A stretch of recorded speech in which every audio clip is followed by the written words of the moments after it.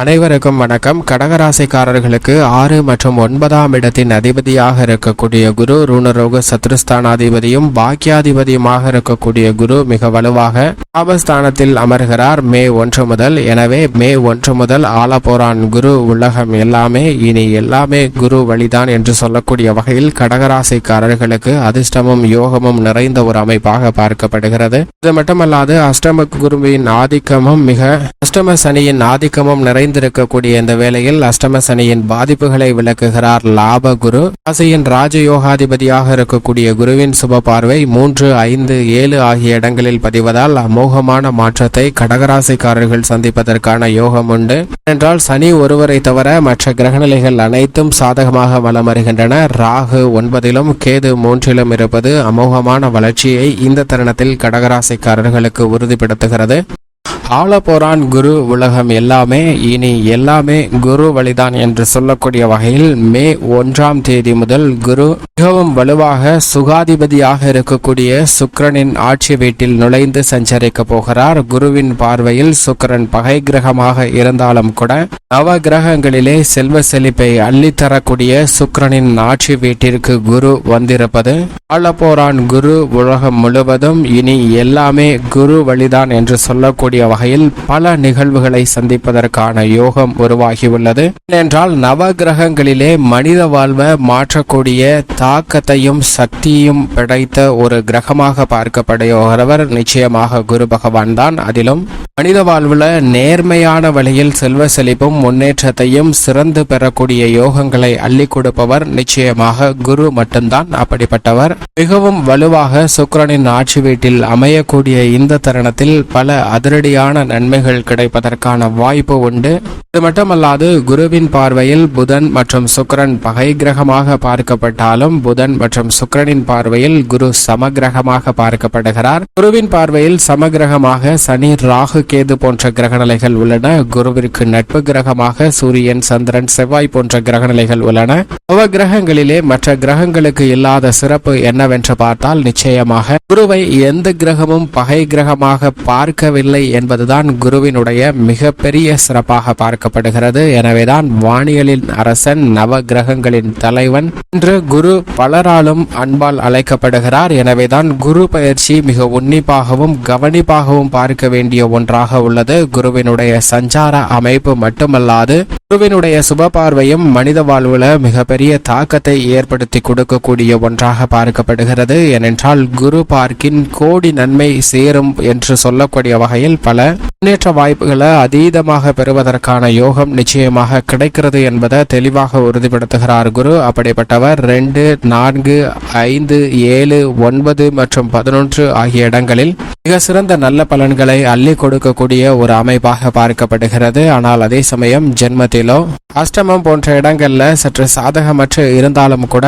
குருவின் சுப பார்வை பல்வேறு இடங்களை வலுப்படுத்துவதால் குருவிடம் இருந்து கிடைக்க வேண்டிய நன்மைகள் தடைபடலாமே தவிர குருவிடமிருந்து தோஷமோ பாதிப்போ நிச்சயமாக ஏற்படாது. ஏனென்றால் அவர் முழு சுபகிரகமாகவும் தோஷமற்றவராகவும் இருக்கிறாருங்க. அவருடைய சுப பார்வை உங்களுடைய வாழ்வில் சந்திக்கக்கூடிய பல தோஷங்களை விளக்கக்கூடிய ஒன்றாக பார்க்கப்படுகிறது. எனவேதான் நவ கிரகங்கள்ல பார்வை மற்ற கிரகங்களுக்கு இருந்தாலும் கூட குருவின் பார்வைக்கு மிக மகத்துவமான சிறப்பான ஒரு அமைப்பு நிச்சயமாக உண்டு. அதிலும் குறிப்பாக குரு அது சுப பார்வையை ரிஷபராசியில் அமர்ந்து 5, 7, 9 ஆகிய இடங்களில் செலுத்துகிறார். இது பல்வேறு இடங்களை வலுப்படுத்துவதால் பல மாற்றத்தையும் முன்னேற்றத்தையும் உருவாக்கக்கூடிய அதிர்ஷ்டமும் யோகமும் நிறைந்த ஒரு அமைப்பாக பார்க்கப்படுகிறது. எனவேதான் பல்வேறு வகையான தடைகள், சிரமங்கள் விலகி நல்ல முன்னேற்றம் நிறைந்து கிடைப்பதற்கான யோகம் நிச்சயமாக இந்த தருணத்தில் உருவாகிறது என்பதை தெளிவாக குரு உறுதிப்படுத்துகிறாருங்க. மேலும் குறிப்பாக குருவின் 5ஆம் பார்வை கன்னிராசியின் மீதும், 7ஆம் பார்வை விருச்சிக ராசியின் மீதும், 9ஆம் பார்வை மகர ராசியின் மீதும் விழுகிறது. பல்வேறு இடங்களை வலுப்படுத்தக்கூடிய இந்த வேளையில் பல பாதிப்புகள் விலகி நல்ல முன்னேற்றம் நிறைந்து கிடைப்பதற்கான யோகம் நிச்சயமாக உண்டு என்பதை தெளிவாக குரு உறுதிப்படுத்துகிறாருங்க.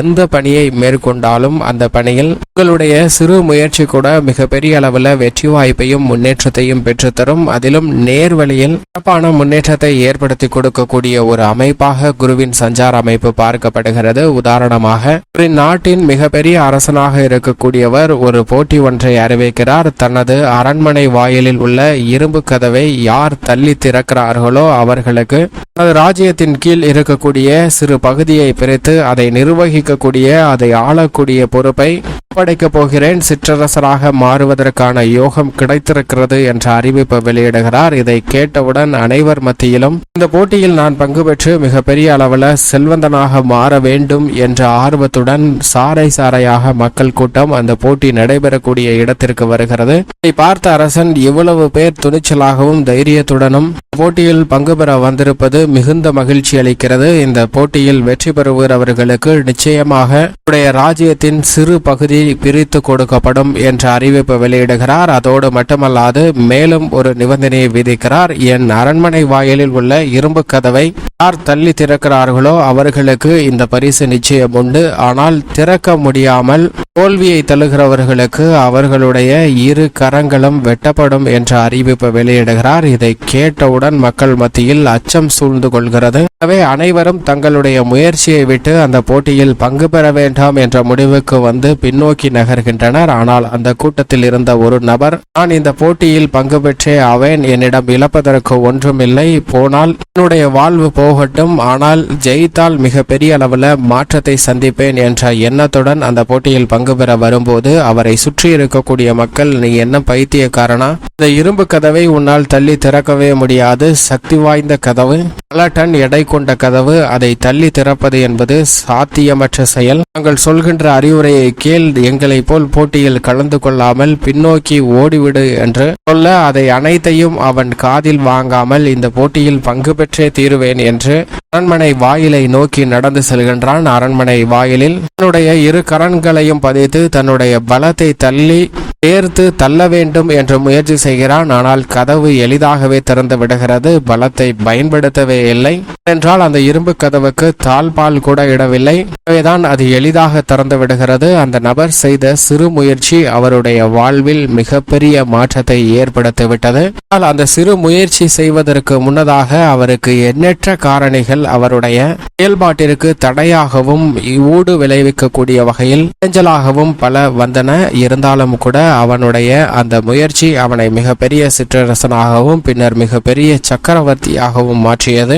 அனைத்துமே தன்னுடைய நேர்வழியில் செய்த செயல்பாட்டின் மூலமாகவும் சிறு முயற்சியுமே மிகப்பெரிய வளர்ச்சிக்கு ஏற்படுத்தி கொடுத்த வெற்றியாக பார்க்கப்படுகிறது. அதே போன்றுதான் சுக்கிரனின் ஆட்சி வீட்டில் வலுவாக அமர்ந்திருக்கக்கூடிய குருவின் சுப பார்வையும் அதீத நன்மையை ஏற்படுத்தும். குருவின் சஞ்சார அமைப்பும் மிக வலுவான மாற்றத்தை ஏற்படுத்தி கொடுக்க போகிறது. எனவே சரியாக பயன்படுத்தி கொண்டால் மிக பெரிய அளவுல வளர்ச்சியும் யோகமும் இந்த குரு பயிற்சியில் நிச்சயமாக உண்டு என்பதை தெளிவாக உறுதிப்படுத்துகிறார் குரு. குருவின் அமைப்பு இப்படி இருக்க, கடகராசிக்காரர்களின் குடும்ப சூழ்நிலையை பொறுத்தவரைக்கும் குரு லாபஸ்தானத்தில் வலுவாக அமர்வதால் குடும்ப வருமானம் ஒரே சீராக அமைவதோடு மட்டுமல்லாது உயர்வதற்கான யோகமும் மன நிம்மதி அளிக்கக்கூடிய வகையில் குடும்ப ஒற்றுமையும் ஏற்படுவதற்கான சாத்தியக்கூறுகள் உண்டு. சிறு சிறு சுப நிகழ்வுகளால் மிகப்பெரிய அளவில் மகிழ்ச்சி நிறைந்து கிடைப்பதற்கான யோகம் இந்த தருணத்தில் உண்டு. அஷ்டம சனியால் ஏற்படக்கூடிய உடல்நல பாதிப்புகள் உள்ளிட்ட பல விஷயங்கள்ல லாபகுருவால் நிறைந்த நன்மை கிடைப்பதற்கான யோகம் உண்டு. ராகு மற்றும் கேதுவின் அமைப்பும் சாதகமாக இருப்பதால் இந்த தருணத்தில் பெரும்பாலும் உங்களுடைய சிறு முயற்சி கூட மிகப்பெரிய பாதிப்புகளை விலக்கி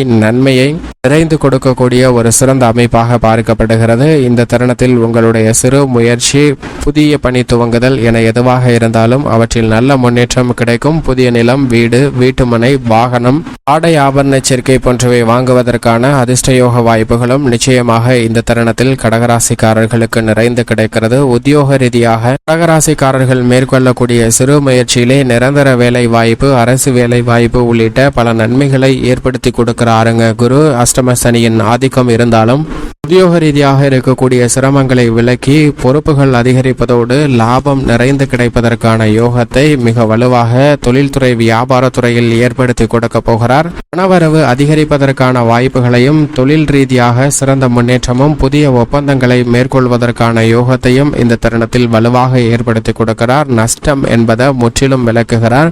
லாபம் அதிகரிக்கும். லாபம் அதிகரிப்பதற்கான யோகமும் புதிய ஆர்டர்கள் மிக வலுவாக கிடைப்பதற்கான வாய்ப்பும் குருவின் அமைப்பால் மிக அதீதமாக கடகராசிக்காரர்களுக்கு உண்டு. கலைத்துறை ரீதியான பணிகளில் குரு பெயர்ச்சி துவங்கியதிலிருந்தே பிரம்மாண்டமான வளர்ச்சி நிறைந்து கிடைப்பதற்கான யோகம் உண்டு. நீங்கள் எதிர்பார்க்கக்கூடிய வருமான உயர்வு மிக வலுவாக கிடைக்கும். மிக முக்கியமான கலைத்துறை சார்ந்த வாய்ப்புகள் உங்களை தேடி மிக வலுவாக கிடைப்பதற்கான யோகம் உண்டு. எந்த பணியை செய்தாலும் பிரம்மாண்டத்துடன் சிறப்பாக செய்து முடிக்கக்கூடிய அதிர்ஷ்ட யோக வாய்ப்புகள் நிறைந்த ஒரு தருணமாக பார்க்கப்படுகிறது. அரசியல் சார்ந்த பணிகளில் திட்டமிட்டதை விட சிறப்பான முன்னேற்றத்தை மிகவும் வலுவாக பெறக்கூடிய யோகமும் அதிர்ஷ்டமும் இந்த தருணத்தில் உண்டு. மாணவ மாணவியரின் கல்வி சார்ந்த விஷயங்களில் மிக சிறப்பான முன்னேற்றம் உண்டு. லாப குருவால் அனைத்திலும் மிகப்பெரிய அளவில் உற்சாகம் பிறக்கக்கூடிய வகையில் கல்வி சார்ந்த பணிகள் மிக சிறப்பாக அமையும். உயர்கல்வியும் சாதகமாக அமையும். அரசியல் சார்ந்த பணிகளில் செல்வ செழிப்பு உயர்வதோடு மட்டுமல்லாது பொதுமக்களிடம் உங்களது செல்வாக்கு அதிகரிக்கும். உங்களுடைய திட்டங்களுக்கு வரவேற்பும் மிக பெரிய அளவில் வெற்றி வாய்ப்பும் நிறைந்து கிடைக்கக்கூடிய யோகம் நிறைந்த ஒரு பயிற்சியாக இந்த குரு பயிற்சி கடகராசிக்காரர்களுக்கு அமைகிறது. விவசாயம் சார்ந்த பணிகளில் மிக வலுவான முன்னேற்றம் உண்டு. புதிய நிலங்கள் வாங்குதல் உட்பட அசையும் அசையா சொத்துக்கள் வாங்குவதற்கான யோகம் உண்டு. எதிர்காலம் மிக சிறப்பாக விவசாயத்துறைக்கு அமைவதற்கான வாய்ப்பு நிச்சயமாக கிடைக்கிறது. பெண்மணிகளின் பலனுக்கு பொறுப்பேற்ற குரு சுக்கிரன் 2 கிரகநிலைகளும் சாதகமாக வலம் வருவதால் பெண்மணிகளுக்கு மிகப்பெரிய அளவில் அதிர்ஷ்ட யோகம் நிறைந்த ஒரு குரு பயிற்சியாக அமைகிறது. அடுத்து வரக்கூடிய ஒரு ஆண்டுகள் பெண்மணிகள் கவலைப்பட வேண்டிய அவசியமே இல்லை. அனைத்து விதமான பிரச்சனைகளும் விலகி சிறப்பான முன்னேற்றம் கடகராசிக்கார பெண்மணிகளுக்கு உண்டு. மேலும் சாதகமாக மாற்றிக்கொள்ள நிச்சயமாக கடகராசிக்காரர்கள் வாரத்தில் வியாழக்கிழமை விரதம் இருந்து அருகாமையில் உள்ள குரு பகவான் சன்னதி சென்று தீபம் ஏற்றி வழிபாடு செய்யுங்கள். நல்ல பலனும் முன்னேற்றமும் தங்களுடைய வாழ்வில் நிறைந்து கிடைக்கும்.